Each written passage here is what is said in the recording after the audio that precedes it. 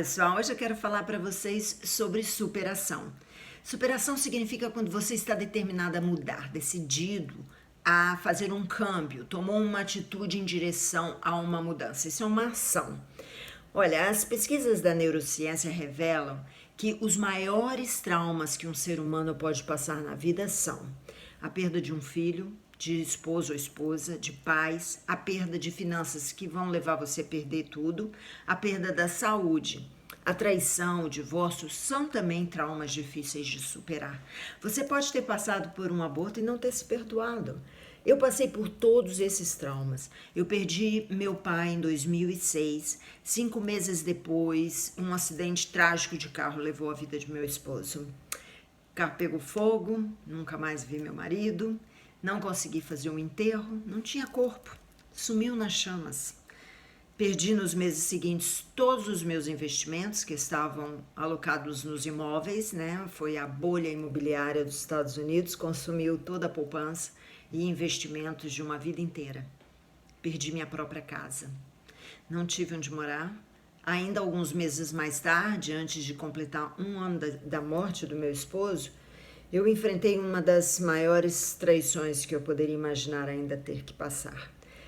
O advogado da empresa levou praticamente tudo e depois, mais tarde, outro empregado acabou levando o resto, entregando ao mercado toda a confidencialidade da empresa. Na época eu não trabalhava, perdi tudo. Todo o trabalho de uma vida do meu esposo, assim como não tinha mais como me manter e aos meus 3 filhos adolescentes. Além da morte, o coração rasgava mais e mais pelas perdas e traições. Quando eu, depois de passar e superar a depressão, pensei que a minha cota de sofrimento tinha acabado, eu fui diagnosticada com um câncer raro. Precisava ser operada às pressas. Sabe, muitas pessoas podem achar que depois de tudo isso, uma pessoa não consegue sobreviver.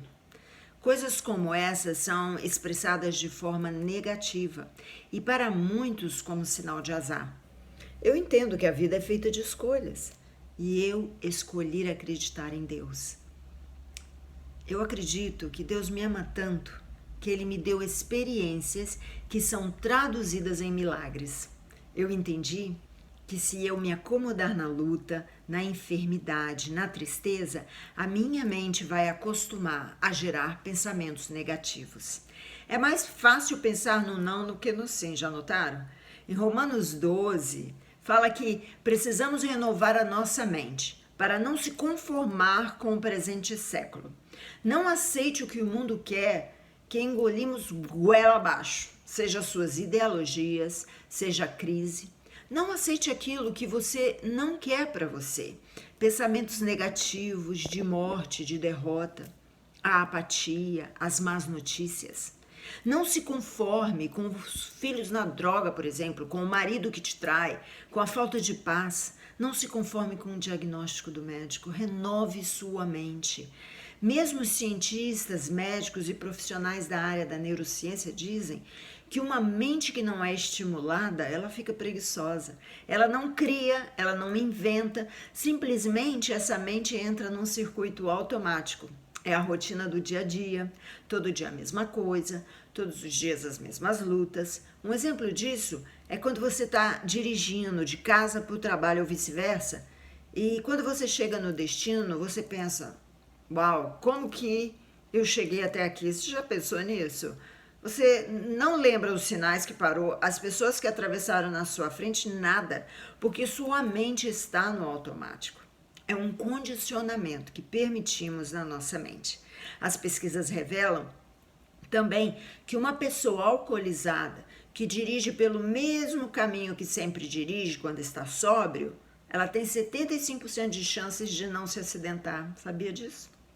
Mas se ela passar por outro caminho, as suas chances aumentam para 100% de chances de sofrer um acidente. Hoje vemos até pela informática que nos traz as notícias em tempo real e mais aceleradamente que antes, Pessoas que estão completamente cegadas pela internet, pelo acúmulo de informações. Em vez disso trazer um lado positivo para o cérebro, pelo contrário, ele danifica o cérebro. Ele faz o teu cérebro ficar devagar. Não é como você lê um livro que te força, mas o condicionamento de ficar olhando na tela, ele deixa o cérebro passivo. Quando o cérebro é estimulado, ele então se torna poderoso. Crianças que não são estimuladas desde cedo se tornam adultos passivos. E temos visto muito criancinhas, bebês, já segurando um celular na mão, com aquela luz toda nos olhos. Isso é muito perigoso. Queridos, eu quero te fazer uma pergunta. Você acha que um Deus tão poderoso como o nosso ia formar um universo tão dinâmico e uma mente tão limitada? Nossa mente tem poder para assimilar muito mais do que a gente põe nela. Menos de 10% da nossa mente está ocupada. Até os anos 80, se sabia muito pouco sobre o cérebro. Era praticamente quase nada. E depois dos anos 90 até os dias de hoje, as pesquisas, elas estão sendo revistas, tudo que foi visto no século passado. Então, abre a tua mente, renove a tua mente, para que você possa experimentar o bom, o agradável, o poderoso de Deus para você. Nós temos bilhões, melhor, 4 trilhões de sinapses no cérebro que se renovam a cada segundo. Se você quiser estudar e ser uma pessoa mais preparada, você será. Se você se decidir a mudar, você vai ser um ser humano melhor. Você pode superar. Decisão, ação. Hoje eu posso estar aqui falando desse tema porque algo maravilhoso aconteceu dentro de mim. Eu decidi viver. Eu tomei a atitude de aprender a não me conformar com a morte, com a perda, renovando minha mente. Nosso campo de batalha tá aqui, ó. Você perde e ganha suas guerras aqui. Tem muita gente derrotada porque se conforma com a derrota. Assim como imaginas em tua alma, assim tu és. Hoje eu quero te estimular a acreditar e a não se conformar, a exercitar sua mente, a acreditar no seu potencial. Leia bons livros, declare coisas lindas que te trazem paz. Leia a Bíblia, declare as promessas de Deus. Seja grato. Se eu conseguir sair do meu luto, você conseguirá também. Acredite.